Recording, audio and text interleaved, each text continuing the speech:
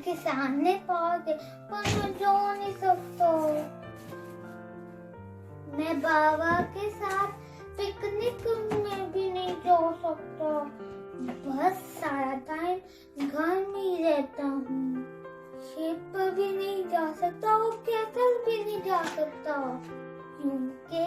क्योंकि bye corona virus आ गया है। मामा सारा दिन कहती है हाथ धो लो। खाना खाने से पहले हाथ धो मम्मा कहती है। बेबी को उठाना तो हाथ धो लो।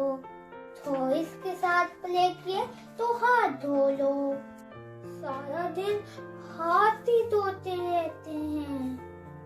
कोई एंजॉयमेंट नहीं है, लेकिन एक बात की खुशी है।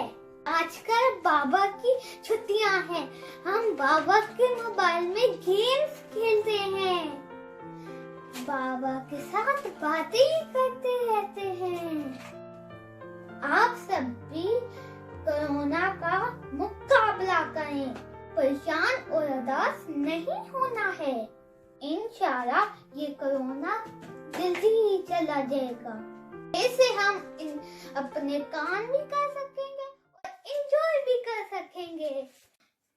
सफाई का ख्याल रखें और सबसे इम्पोर्टेंट अल्लाह को याद करें ताकि अल्लाह हमसे राजी हो जाए। Be brave, don't lose the hope। अद्दी राजा की तरफ से वस्सलाम।